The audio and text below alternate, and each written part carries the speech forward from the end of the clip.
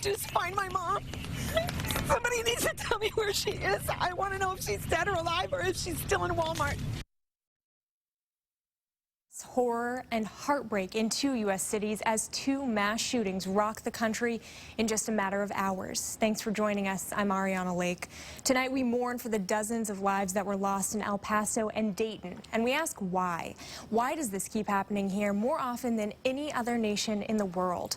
While the investigations in both cities are just getting started, it appears both shooters were young white men, and at least one of them was motivated by hatred and white nationalist views. CNN's Camila Bernal takes a closer look at what happened. Talking just 13 hours between these 2 mass shootings, and people affected sharing the same feelings of frustration and of grief. These are 2 incredible places. We love the people. Hate has no place in our country. 2 communities in mourning following a pair of violent attacks this weekend that killed nearly 30 people. Shots fired! One more shot fired! In Dayton, Ohio, an overnight attack at a popular nightclub killed 9 people and injured more than 20 others. People just started running. They started pushing us out the back door into the alley out the back. The mayor says authorities responded quickly and killed the 24-year-old gunman less than a minute after he opened fire.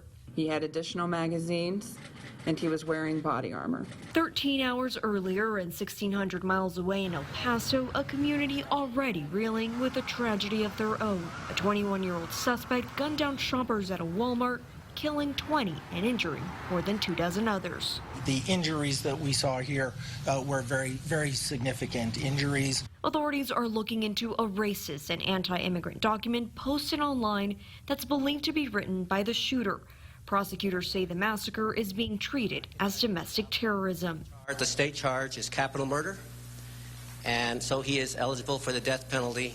In terms of the domestic terrorism, authorities stressing that just like any other terrorism case, they will deliver justice. Reporting in El Paso, Texas, I'm Camila Bernal. Back to you. Many Americans tonight looking to their lawmakers, wondering how or if these tragedies will shape the direction of our country. Eastern Washington Congresswoman Cathy McMorris Rodgers said this morning her heart breaks for the grieving family. She said she's anxious for more answers and, like so many Americans, angry. McMorris Rodgers said at this point one fact is clear. Violence motivated by white nationalism is terrorism. It's evil, she said, and has no place here. Washington Senator Patty Murray also said she was heartbroken, issuing a direct challenge to Senate Majority Leader Mitch McConnell, saying there's absolutely no excuse to delay common sense gun reform in the Senate. Murray's Democratic colleagues are also calling on McConnell to act. This morning, Senator Bernie Sanders and Sherrod Brown, who represents Ohio, where one of the shootings happened, both said the Senate should be immediately called back from its August recess to vote on a bipartisan background check that will the background check bill that the House passed earlier this year.